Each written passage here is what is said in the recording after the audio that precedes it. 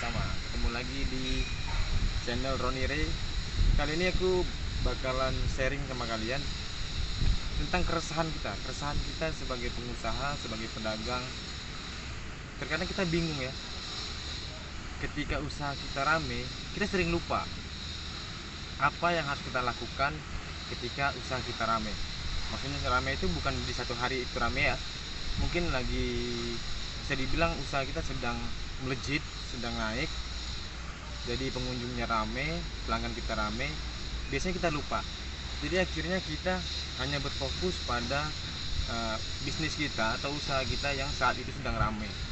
Kita hanya memikirkan gimana caranya supaya kita tetap bisa jualan, gimana caranya supaya kita tetap bisa fokus berjualan di usaha kita tersebut. Padahal menurut saya kita harusnya memikirkan sesuatu yang lebih lagi ketika usaha kita sedang digandrungi masyarakat atau usaha kita sedang ramai pengunjungnya. Bisa dibilang ketika usaha kita ramai, berarti kita bisa bilang bahwasanya usaha kita itu sedang naik ya, sedang banyak yang mengetahui. Itu sekarang bisa dibilang viral, usaha tersebut sedang viral. Itu adalah momen sebenarnya. Jadi ketika usaha kita sedang viral, kita harus melakukan sesuatu itu apa ya. Kalian bisa lakukan, mungkin memikirkan yang biasanya kalian membuat. Mungkin kita bicara di satu bidang, misalnya kuliner ya, kita sedang berjualan kue ringan, makanan ringan, mungkin lumpia atau apalah itu, lumpia, kita sebut aja contohnya lumpia.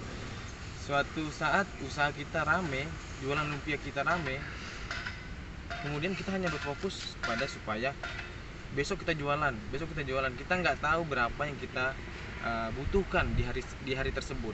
Hanya kita meneruskan di hari-hari sebelumnya. Contohnya seperti ini. Biasanya kita membuat lumpia 300 per hari. Namun di saat itu, di saat usaha kita rame, kita pastinya harus bersyukur ya.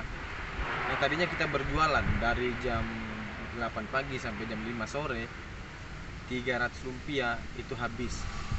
Pastinya kita harus bersyukur. Ketika usaha kita rame, bisa jadi dari jam 8 sampai jam 12 ternyata lumpia kita sudah habis. Akhirnya kita memiliki waktu space. Waktu itulah yang maksud saya kita harus pikirkan untuk apa.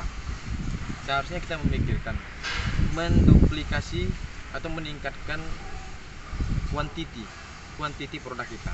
Yang tadinya kita jualan misalnya 200 atau 300 tadi ya, 300 pieces per hari.